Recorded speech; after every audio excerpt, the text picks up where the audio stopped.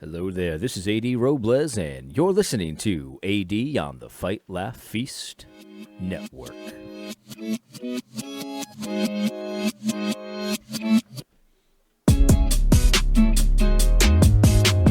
All right. Well, if you have not considered doing so already, please consider becoming a Fight, Laugh, Feast Network club member. Use the show code Robles, that is ROBLES. Use the show code Robles, that is ROBLES. You get benefits for doing so, but the most important benefit, in my opinion, is you get to support the content that you enjoy so that we keep making it better, and keep making it more frequently. So, if you enjoy the Fight, Laugh, Feast Network, you enjoy Cross Politic, you enjoy all these shows, hopefully you enjoy the AD Robles show the most.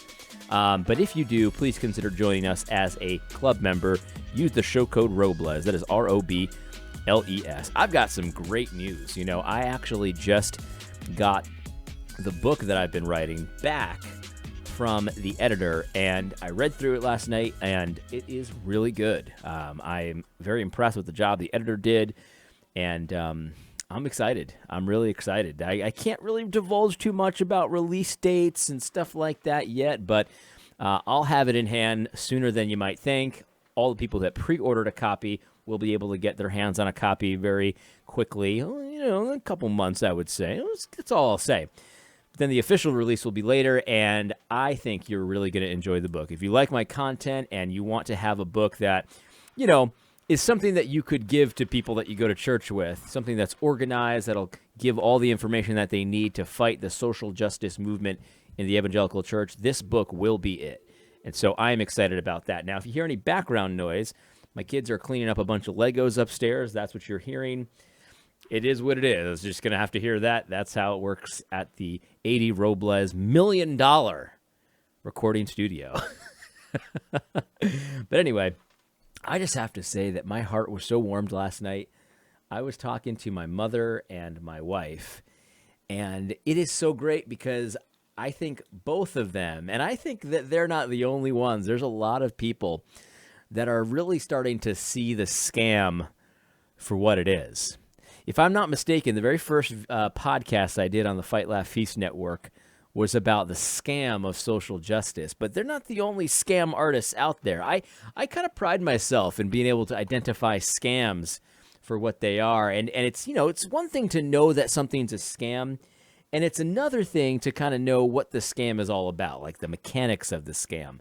And I like to consume scam content online, which is interesting. I watch Scam Busters on YouTube, but I also enjoy watching people that are scammers themselves and how they kind of walk you through a scam. There's this one scammer that I've been following for a while. I'm not going to name him because I don't want any trouble from.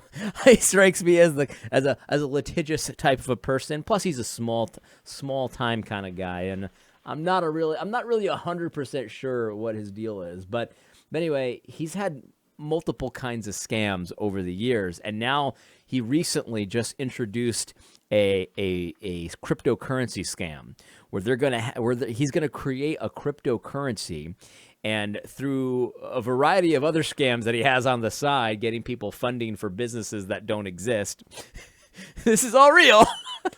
He's going to attempt to manipulate the value of this cryptocurrency to hopefully make a lot of money. It's very complex. I can't even describe all the layers of complexity of this scam, but it's just so crazy. Like, I've been following him for like a year or 2 years. I'm kind of a loser. I get it. But I've been listening to his like presentations and his like webinars and stuff like that. And it seems like it's been carefully planned out. Like he had like a get out of debt kind of scam going on, and then he moved into like a credit scam, and now he's moving into this crypto scam, and it's all kind of like one thing kind of layers on top of the next. I wonder how many people are involved and how many people are actually making money on this scam. Anyway, this is beside the point. I can't get too down the rabbit hole there. Maybe one day I'll do a video about it, But yeah, so like politics is a big scam. And it warmed my heart talking to my wife and my mother last night because they are starting to see how this scam works. And we were talking about the minimum wage. Now, if you don't know anything about my background, my family does not come from old money. You know what I mean? It's not like that kind of situation where we had, inheritances upon inheritances and stuff like that. My parents were, very in humble situations. They both lived in the Bronx in New York, and their parents, my grandparents, were very, very poor, and all this kind of stuff. So each generation, thank God, we're all grateful to God for this. Each generation has done better than the last, but we don't come from money, and so we know what it's like to be poor and all that kind of stuff. So we're like the target audience for the Democrats. You know what I mean? My family is the target audience for Democrat and, frankly, let's just be honest, Republican politicians as well. Republicans are just like mini Democrats most of the time. They're just like Democrats, just like on a 10-year delay is really what Republicans are. But I want to talk about this article I saw from the USA Today about the $15 minimum wage, because me and my mother and my wife were talking about how this scam works. And I want to reveal a little bit to you. Maybe you already know this, but if not, this will be helpful. Here's an article from USA Today about the $15 minimum wage. They're wringing their hands about this one. Oh, yeah, this is very, very critical to the future of the country, the $15 minimum wage. Advocates of a $15 an hour minimum wage scored a temporary victory last week when the House approved the increase in its vote to advance President Joe Biden's COVID-19 relief bill. Nothing says COVID-19 relief than like ham-fisting a $15 minimum wage in there. Why not, People, they use your COVID relief. You're used as a pawn in their political games, of course. Anyway, back to the article. But it doesn't appear that they'll be popping champagne as the bill goes to the Senate vote this week. A key Senate official already has ruled that the increase that the House passed early Saturday morning cannot be included in the bill. In an effort pushed by progressives to overrule the Senate parliamentarians' decision is one few think is realistic. I like how just as a side note, I like how politicians pretend like they play by rules. Like, oh yeah, the Senate parliamentarian said we can't do this, so we must not do this. Like, the gig is up, guys. Like, we know that you don't play by rules. You don't even play by the Constitution. Why would you play by the Senate parliamentarians' rule book? Obviously, this is all a big scam. Nobody really cares about listening to the Senate parliamentarian. It's all just another piece on the chessboard. They're moving this piece, that piece, whatever.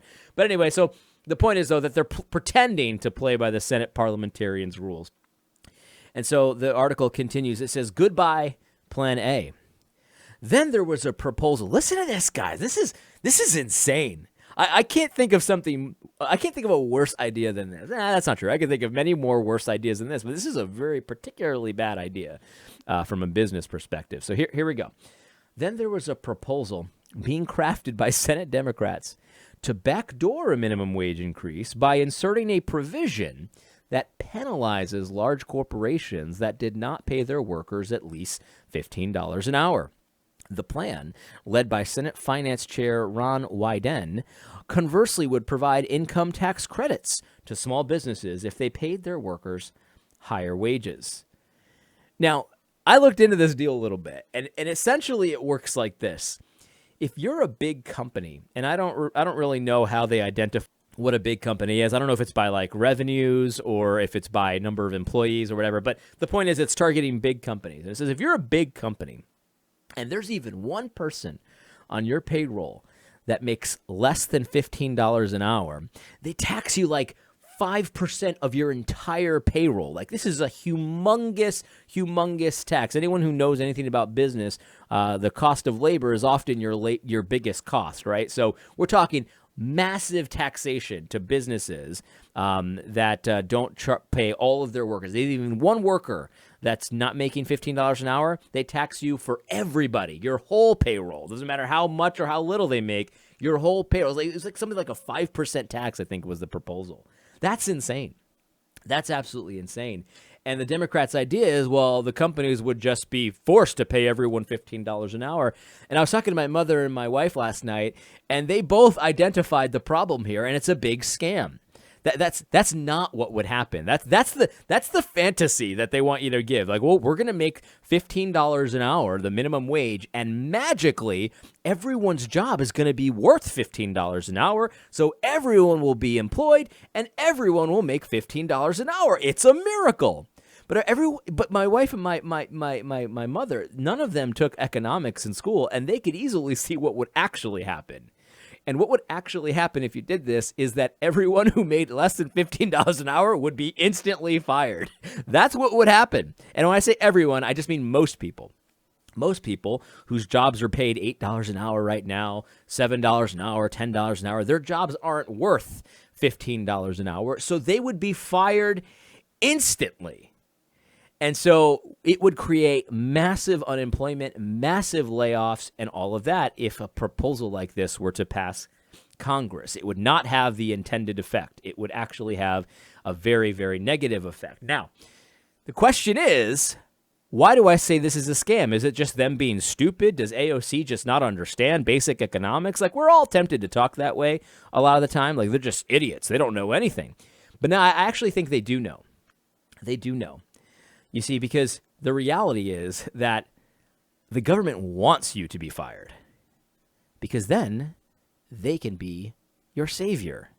See, this is how these people get voted in, these Democrats. They create these problems with their policies. So $15 an hour would create massive unemployment in our country. And then they say, well, you got to vote for us because we're going to give you the universal basic income. You see, the fat cats in business, they fired you, but we're going to save you. Meanwhile, it was their own policy that screwed you in the first place. You see, it's a big, gigantic, humongous scam. Lots of people are noticing this when it comes to the COVID situation. They're making the point to say, no, COVID didn't shut down our business.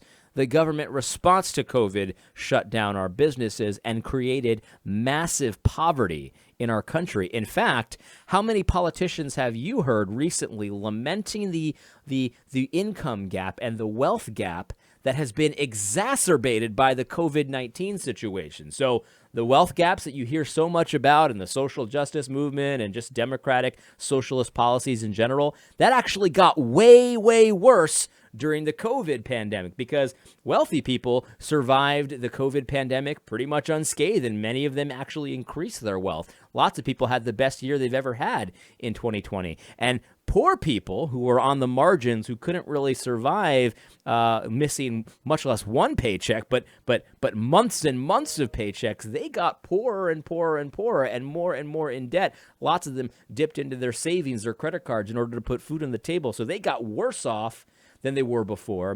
Rich people got better off than they were before. And here's the scam. It's their policies that did it. So they create this humongous problem. Then they lament, oh, this is such a huge problem, but I can save you. This time it'll be different. My policies will now save you instead of screw you like they always, always, always do. The Democrats and the Republicans, this is not partisan. Republicans are just junior Democrats. Let's just face it. Their policies have screwed you, and now they want you to trust them with the COVID-19 relief bill because this one won't screw you. We're going to get that $15 minimum wage in. Oops, you lost your job. Guess what? I've got a universal basic income. By the way, we're already on universal basic income pretty much. I mean, these unemployment extensions that we keep getting, it's just going to be constant. How are they going to ever take that away? The unemployment extensions. What politician's going to have the balls to say, well, okay, I know we extended unemployment years and years and years. Biden's never going to get rid of this, by the way. There's going to be unlimited unemployment benefits. I know we extended it for years and years and years, but now we got to cut it off. Who's going to do that? Nobody's going to do that because we've got socialists and then socialist junior.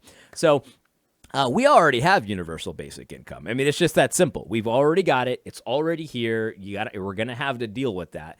It's just that simple. But you see, people are hip to the game now. Even people who are not trained in economics, who have not thought about these things in depth, they don't have any credentials or anything like that. They're starting to see the scam for what it is. You guys screwed us, and now you want us to pretend like you're going to save us. Even if you knew how to save us, we don't think you actually have the will to do it. You see, AOC and the socialists and the socialist junior, otherwise known as Republicans, they like the idea of you needing them. They like the idea of being able to say, well, we can save you with our policies that have always done nothing but screw you over. We can save you with those same policies. And this time it's going to work. They like the idea. It sells well. It's got good optics. They're there for the little. Well, they're working for you. We're working for you every day in Congress, and those evil Republicans don't want to give you any help. But we are the ones who save you, and vice versa. It depends on who's in office. Republicans say the same thing about Democrats when the situations are reversed. You see, and that's how they get you. They got you chasing after the next shiny object like a bunch of lemmings. But we're waking up, man. We're hip to the game. We're realizing that you're all in on it. You're all in on it. $15 an hour minimum wage. We know that is actually going to end up biting us in the end. We know that many of us will lose our jobs due to the $15 an hour minimum wage. We understand that that's how it works. And not only that, we know that the $15 minimum wage will screw us anyway because businesses aren't just going to take that line down.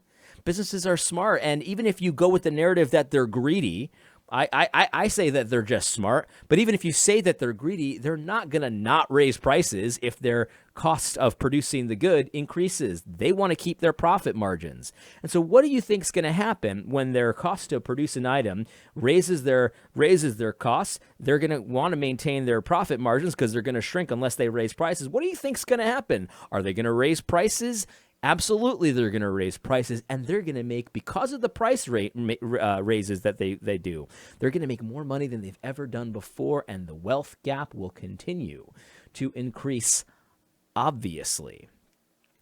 I don't want your help, government, and many of us are waking up to the reality that we don't want your help because you keep screwing us over. Whether or not you're doing it intentionally, we don't know, but we're not interested in it. Stay out of our lives is really what we want. We just want to keep the money that we earn. We just taxes for minimal stuff, criminal justice, and that's about it. We want taxes for that, and that's about it. We don't need these social engineering programs because the people that you aim to help always end up worse off than where they were in the beginning.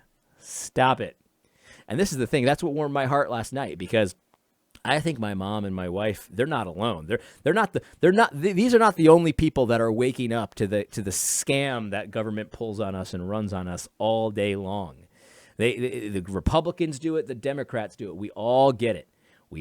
What we want is for you to leave us alone. This applies in every situation, by the way. Like I saw something about some Republican senators or representatives that they're going to crack down on big tech canceling people and businesses canceling people for their beliefs. And like, I don't believe you. Even if you knew how to do it, you would not have the will to do it. I don't believe you. I don't want you getting involved in this. If businesses want to cancel me for whatever reason, let them do it. I don't want you involved because you always make things worse. Your laws always have unintended consequences. The only safe thing that you can do is try to apply God's law to our modern context as best as you can, because that's true justice. That's true love. That's how you love your neighbor. You don't go any further than the purview that God gives to the civil governing authorities. You don't go any further than that because those are your limitations. God knows the capabilities of people. He knows their hearts. And so even if they knew how to fix things, they wouldn't want to do it because their hearts are always evil continually. Unless they submit to Christ, kiss the Son, lest he be angry with you. I hope you found this video helpful. I know that, a lot of you probably already agree with this kind of stuff, but there's areas in your life that chances are you actually are kind of buying into the lie, into the political scam that gets run on you all the time. I know there's areas in my life where I kind of buy into it sometimes, and you got to root that stuff out, man, because we don't want to be the pawns in their stupid little game. We don't want to be pawns in their bills and their movements and stuff like that, when it's all just a big distraction to get us to pretend like they're not doing the same thing that their supposed opponents are doing. All these laws always have unintended consequences or intended consequences to keep us in a state of submission and servitude all day long. Now, if the government's going to give you free money, take it and use it to your advantage. But what I'm not saying is that you have to feel ashamed for taking the Biden bucks. Take those Biden bucks and put your family in a better situation today than they were yesterday. But don't be surprised when the Biden bucks come to bite us in the you-know-what in about 10 years. You know what I mean? Or probably sooner than that. So be ready for it. Prepare for it. I hope you found this podcast helpful. God bless. Don't forget to tune in next week on Thursday for AD on the Fight, Laugh, Feast Network.